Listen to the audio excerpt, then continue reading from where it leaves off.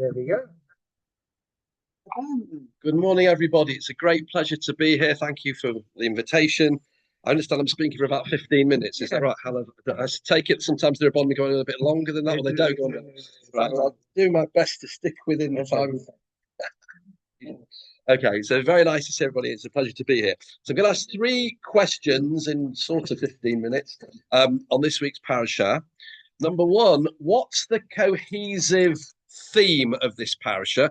Because it seems all over the place. Now, the truth is, every sidra is not all over the place. Hashem has calibrated it perfectly. And even if it seems as if there are disparate themes, there is something linking them. Number two, we have the famous words which you all know when the ark is open, Vayhi bin Haram, when the ark would travel. Moshe would say, "Arise, Hashem, and let your enemies be scattered before you. Those who hate you flee before you." And then we have the words Uvenu Chayoman. I'm sure you all know that that section is surrounded by inverted nuns.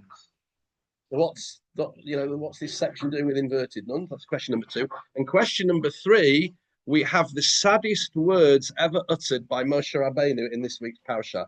Moshe actually gives into despair at one point in this parasha. He gives into despair. It's the saddest words he ever says. What is it that makes things get so bad for him that he's reduced to that despair? Now, it seems as if these three questions, the order of the parasha, why Vayhi bin Sauron comes where it does with inverted nuns, and Moshe really having a nervous breakdown, there's no other way of putting it. What is it that links those three things? Okay, that's what we're going to do. And we'll see something very powerful and a lesson for leaders, whether they be Rabbonim, whether they be lay leaders, will be the answer to that in more or less 15 minutes. Halavai. Okay, so in order to talk about the cohesion of the parasha, let me just give you a whistle-stop tour of what happens in the parasha.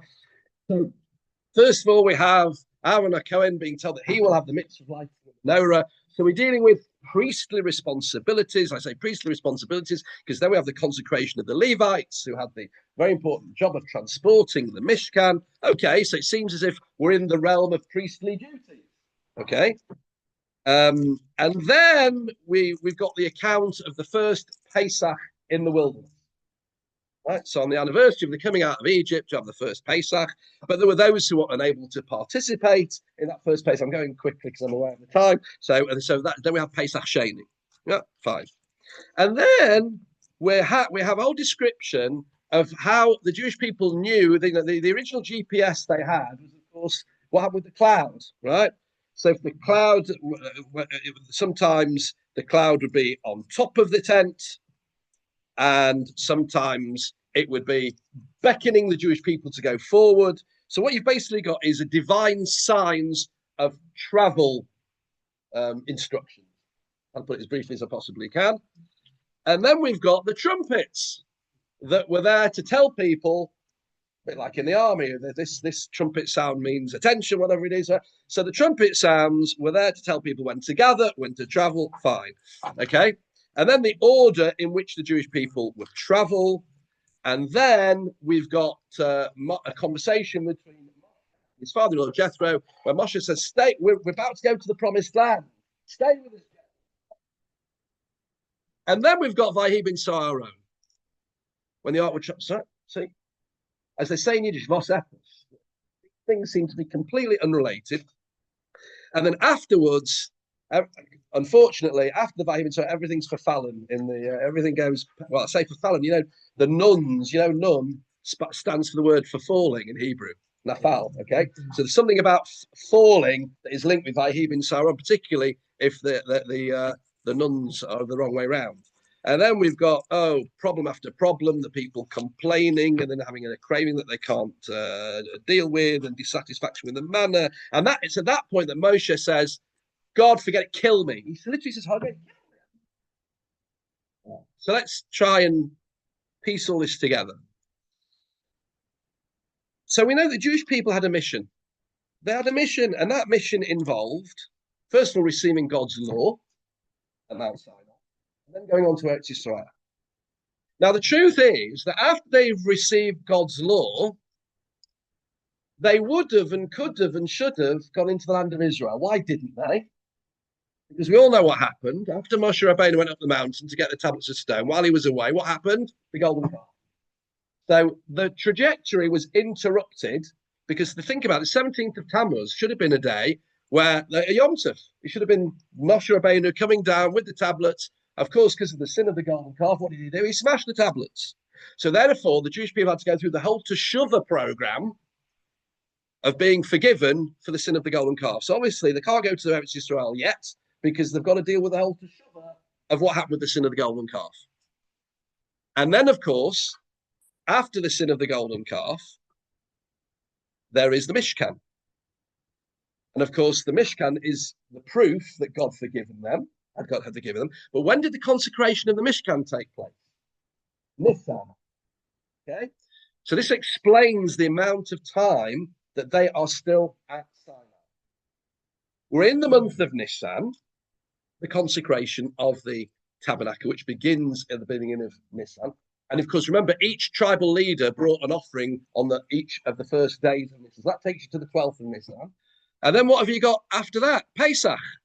That's picking up where so we're finishing off with consecration matters of the Mishkan. Hence, when they inaugurated, and then of course Aaron says, "What about me? Don't worry, I'll give you the special mitzvah of lighting the menorah, which we'll always remember when we light Hanukkah candles, etc." And as precursor to the role of the priest lighting the menorah. So menorah, now understand menorah consecration of the Levites. Is a sort of conclusion of the Mishkan element, okay? Then we've got Pesach, okay? And then for those who couldn't do Pesach, we've got Pesach Sheni. Are you with me? So now we understand that then when we'd spoken about the traveling signs, we're getting ready to go. Finally, Baruch Hashem, after all these delays, we're going to Eretz Yisrael. Brilliant. So that's now how we understand how when the cloud tells you, you'll go forward. And now that understands that makes sense. You watch what the cloud's doing. Each tribe will know when to move and when to travel. When the trumpets tell you, off we go. Fine. And now we understand that before the Jewish people finally go to where they've been wanting to go, and the whole plan before it all got turned upside down, Moshe says to Jethro, "Come with us." And now the Jewish people are going to go to Israel, aren't they? And then just before Vahi bin Soharon, oh gosh, I'm doing well for time for me. Yeah, just before Vahi bin Soharon, I've never been so brief in my life. Vahi bin Soharon, just before then, we're told by Hashem, they journeyed from the mountain of Hashem, Derech Shlosh Yomim, a 3-day distance, which Rashi said they did in a day. Oh, Derech Shlosh Yomim Menucha. Yeah, that the cloud journeyed 3 days to go ahead of them to search for a resting place. And then we've got Vahi bin Soharon, and then everything goes pear-shaped. What's going on here? So Rashi says something interesting. You know why we've got the Vahi bin Soharon after being told they journeyed 3 days in one day? It's to be a buffer between a series of sins. Now, the truth is, we're going to have a whole load of sins coming up. And I don't read, what sin did they do? What sin did they do? When it says that they went a 3-day journey in a day. What sin did they do? And then we've got the people complaining, and it says that by Hiham Kimis only we're seeking to complaints, and it doesn't say what they're complaining about. And then we're told how they're craving, and everything goes pear-shaped, such an extent that Moshe says, what am I supposed to be, a wet nurse to this people? Now, in the past, Moshe, think of the sin of the golden calf, he defended. God was going to destroy us, and what did he say?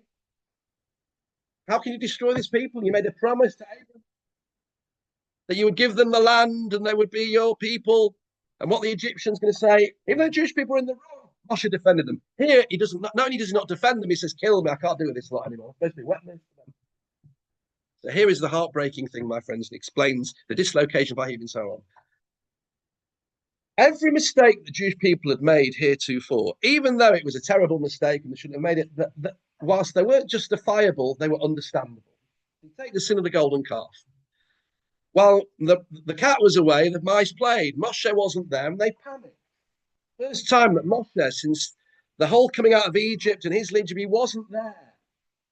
And therefore, they'd convinced themselves he wasn't coming back, so they did what they did out of fear. Were they right to do it? No, but you can understand why they did it. We've now got to a point where everything's ready to go to Eretz Yisrael. Everything's ready. They've got no excuse.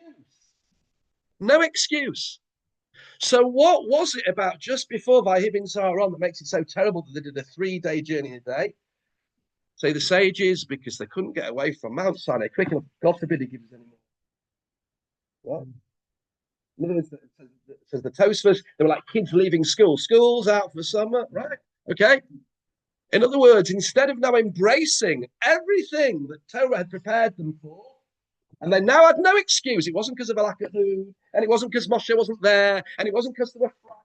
There's no excuse. And therefore they went, and that's why it's not really a buffer between, it's the reason for what's going to happen. That's why we're told when they were complaining about nothing to complain about. And in fact, this craving idea, you know what it says? It says, oh, there was fish in Egypt. So it says that's a euphemism. You know that expression?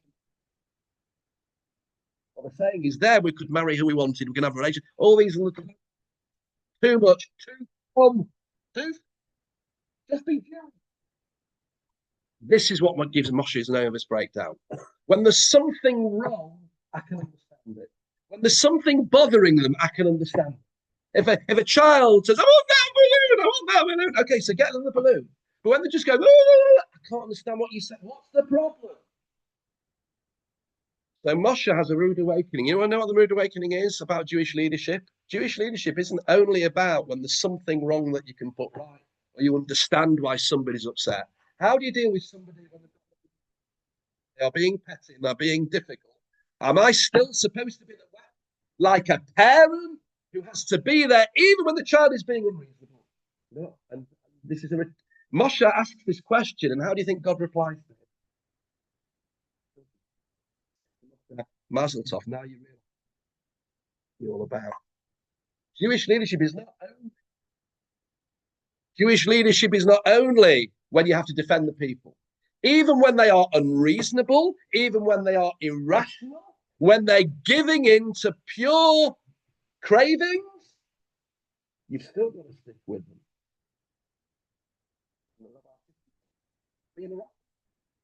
Suggesting it's like this in Edinburgh. I'm sure you all AGMs and meetings. Everybody's reasonable. Nobody's ever petty. Nobody's ever got something that's bothering them, right? But sometimes in the Jewish world, it can be very difficult. We've got no reason more. And sometimes you've just got to put yourself in that person's shoes, even when you haven't got a clue what is the problem. When you love someone, it's not about what you think they want. It's about what they think they want. So if you want to buy somebody a present, you don't buy them what you think they'd like. You get them what they would like. Rather like the whole issue of carbonus, you could ask the question, why? The answer is he doesn't. It's for our benefit. Why? Because what do you give the one that's got everything? I want to show God I love him. So he says, fine, I'll do it. So it's irrelevant whether I understand why I have to bring that. If that's what he wants. So now we understand there is a code, and it answers all three questions. It's not all over the place. Everything was preparing for what should have been going into Eretz Yisrael. We're told, had they gone in then, Moshe would have been there'd have been no Meraglim story, there'd have been none of the problems, there'd have been no 40 years wandering. Look what was thrown away. Because sadly, the worst part, when we are English part, came out here. What's the antidote? Recognizing the Torah is there to refine. The Torah recognizes that we have tivers, and it doesn't say, the second version of the Aseret Adibros, so-called 10 Commandments. I say so-called, there's more than 10 Commandments. This does not mean 10 Commandments, it means 10 statements. The second version of do not covet, it doesn't say don't desire. You know what it says? It says lo tit aveh, which means don't bring yourself to a state of desire. We've got desires. So obvious example, if you've got a weakness for chocolate and the doctor stay off the chocolate, you can't help it. So don't put it in the cupboard. Right? Or we should all get away from them until you can sort yourself out. In other words, we recognize you recognize they're there to make sure they do not get the better of you.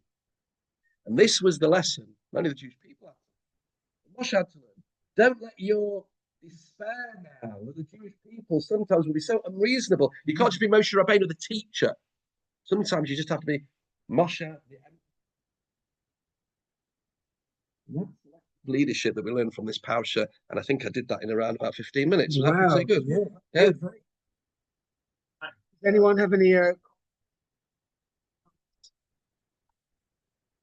Okay. Does that show? Thank you. Right. Okay. So I will have to I'll turn the recording off and say goodbye to those on Zoom. We'll see you all next week.